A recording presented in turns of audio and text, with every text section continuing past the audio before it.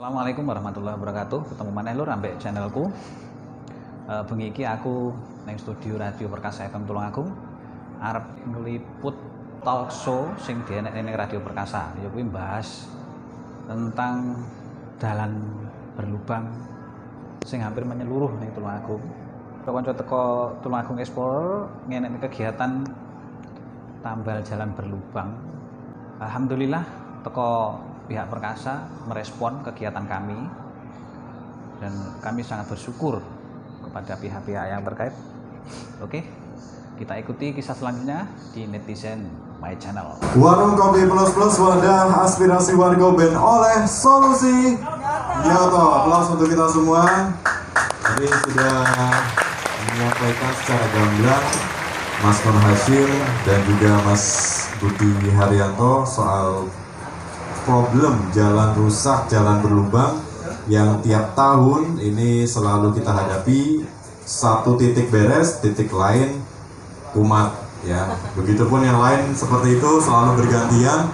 Nah, kira-kira apa yang ditawarkan solusinya dari kawan-kawan pemerintah Kabupaten Tulungagung? Kali ini saya ketemu dengan Bu Laili Rahmawati, Kabid Bina Marga Dinas Pekerjaan Umum dan Penataan Ruang Kabupaten Tulungagung. Standar jalan kabupaten kita adalah kelas 3, di mana dengan batasan maksimal muatan yang dapat melewati jalan kabupaten adalah maksimal 8 ton. Tapi kita tahu sendiri bahwa banyak sekali kendaraan-kendaraan muatan berat yang melewati jalan kabupaten. Dan tentunya ini mengakibatkan jalan-jalan juga menjadi cepat rusak.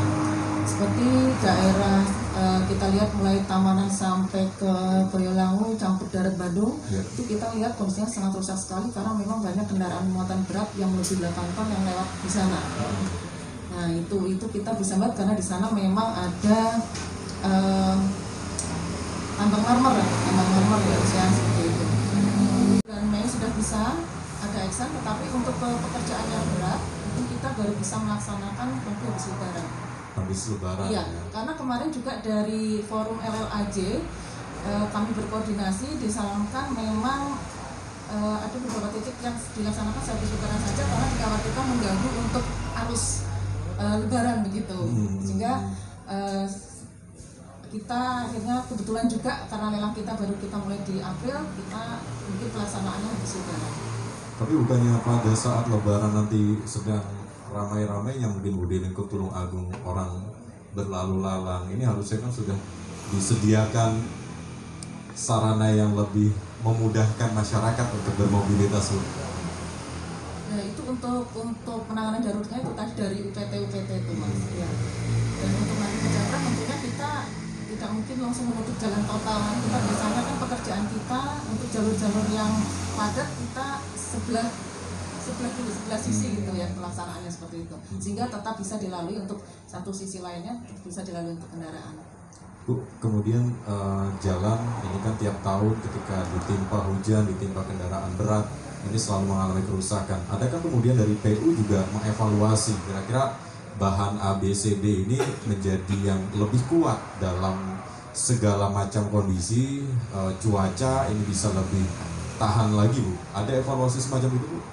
Iya, ada evaluasi dari dinas kami khususnya di bidang bina marga, di antaranya itu tadi tentang kondisi saluran. Memang kita pelaksanaan kegiatan jalan mestinya dibarengi dengan pekerjaan saluran pengeringnya.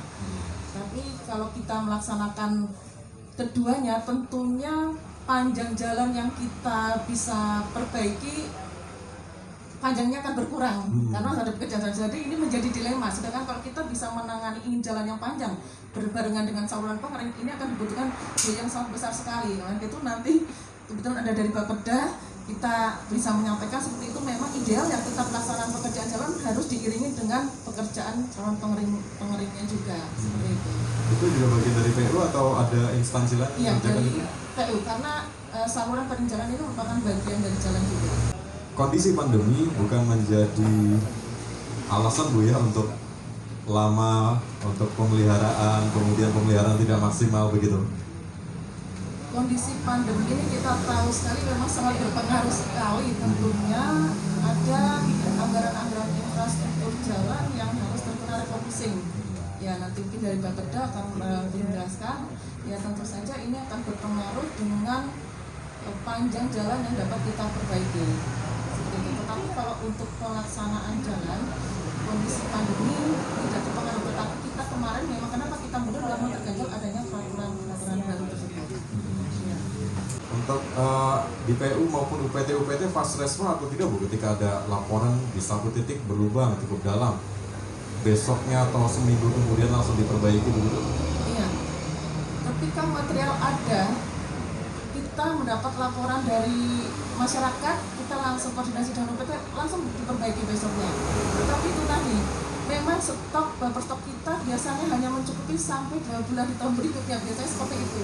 Nah itu, dan ini memang tadi kita sampaikan, memang ada keterlambatan kita untuk pengadaan proses bahan di tahun ini, dikarenakan nanti yang sudah kita sampaikan seperti itu. Tapi dari UPT sendiri, begitu ada laporan masyarakat jalan berlubang, langsung ada action. Iya, ya.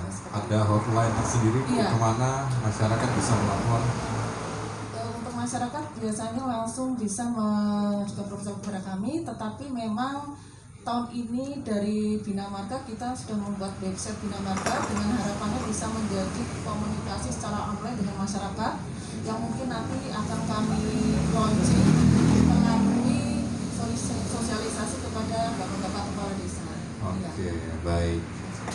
Intinya Lebaran besok masyarakat tetap bergoyang ya selama di perjalanan karena masih belum bisa dilakukan secara maksimal untuk perbaikan. Saya ke Pak Heri Santoso, beri aplaus untuk Bu Laili Ramawati dari Dinas PUPR Tulung Agung.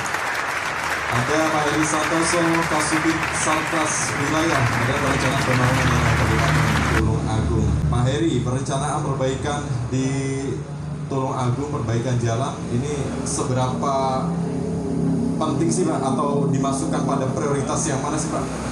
Perbaikan jalan di Tulung Agung itu tertinggi atau hanya kesekian? Ya, terima kasih. Jadi pada intinya Badan Perencanaan Pembangunan Daerah itu merupakan sebuah badan yang merencanakan secara global. Jadi bukan perencana teknis. Kalau terkait perencanaan teknis itu berada di perangkat daerah masing-masing. Perencanaan daerah ini disusun untuk 1 tahun mendatang. Jadi alhamdulillah kemarin sudah ada satu wadah perencanaan yang dituangkan dalam Permendagri yang namanya SIPD, Sistem Informasi Pemerintah Daerah. Jadi semuanya perencanaan itu harus tersusun 1 tahun sebelumnya, yang diawali dari musrenbang, kemudian musrenbang desa, musrenbang kecamatan, musrenbang kabupaten, dan tadi pagi alhamdulillah kita melaksanakan musrenbang provinsi. Perlu diketahui bahwa jalan di Kabupaten Tulung Agung minimal ada 3 pemangku kepentingan. 1, jalan nasional, seperti contoh di depan studio kita ini itu adalah jalan nasional. Jadi kewenangan semua konstruksi jalan itu dari pusat, dari Kementerian PUPR. Kemudian ada jalan provinsi, di mana di Kabupaten Tulung Agung ada 1 jalan provinsi, yaitu jembatan Ngujang 1 ke arah Serengat, itu jalan provinsi. Dan selebihnya adalah jalan kabupaten yang tercatat di sini 1.775 kilometeran. Berbicara terkait perencanaan, kita bisa bayangkan sebenarnya, kita bayangkan dengan panjang 1.775, seandainya kita pakai umur rencana bangunan itu, umur rencana kita ambil 5 tahun, jadi dinas ini setiap tahun harus melaksanakan 355 km untuk pemeliharaan taruhlah setiap kilometer dengan perbaikan jalan dan mungkin tambah dengan bangunan lainnya seperti saluran pengering jalan yang kita kira-kira per kilometer itu anggaran membutuhkan sekitar 1 miliar. Jadi optimalnya setiap tahun harus disediakan 355 miliar, baru nanti bisa tahun ke-6 berulang ke penanganan jalan yang di tahap pertama. Anggaran dari pemerintah daerah khususnya untuk penanganan jalan itu minimal ada 2, yaitu dari DAK, dana alokasi khusus, kemudian yang kedua dari APBD. Untuk 2 tahun ini menurut saya jadi kondisi COVID sangat berpengaruh terkait penganggaran di penanganan jalan. Ya. Contoh saja tahun 2020 itu DAK kita mendapatkan sekitar 30 miliar. Untuk 2021 kita cuma mendapatkan 11 miliar. Jadi kondisinya seperti itu. Secara garis besar kemungkinan untuk tahun 2021 ini untuk penanganan jalan APBD sekitar 40 miliar ya, iya, sekitar itu ya. Dan kemudian yang DAK sekitar 11 miliar. Jadi dengan perhitungan yang kami sampaikan tadi sangat jauh sekali dari ideal penganggaran. Baik. Aplaus untuk Pak Heri dari Badan Perencanaan Pembangunan Daerah Kabupaten Tulungagung. Sabar dulu untuk Pak Karnoto dan juga hadirin yang ada di Meat Lovers Coffee ya. Setelah ini kita akan persembahkan ada ini kawan-kawan dari Tulungagung Explorer ya. Oke, kita persembahkan sebuah tari Apache Indian Cherokee, betul Pak? Cherokee ya, Indian Cherokee. Ini persembahan dari kawan-kawan Tulungagung Explorer. Yang mau video silakan, ada beberapa kesempatan di malam hari ini beberapa menit ya untuk menyaksikan tari Apache Indian Cherokee dari kawan-kawan Tulungagung Explorer. Untuk kawan perkasa yang ada di rumah. Oke bro, ngono mang talk show sing tak liput yang video wengi iki, lah iki tarian Apache.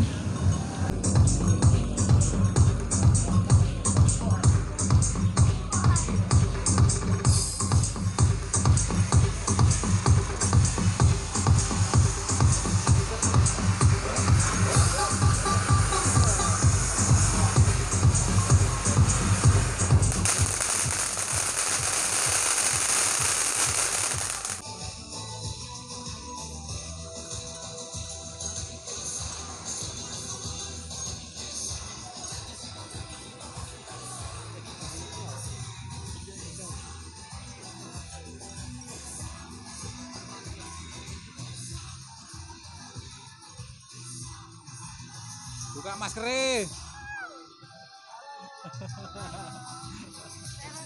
Oke. Perkasa FM. Oke, radio Perkasa FM. Lur cukup besak meneh lur video teko aku. Lah iki bahas tentang kondisi jalan Tulungagung sing rusak parah. Muga-muga ndang oleh solusi. Muga-muga pemerintahan pusat ndang ngucurne dana kangge mbangun dalan sing rupane kaya joglangan. Oke, cukup samene video teko aku. Tetep stay tune terus di Netizen My Channel.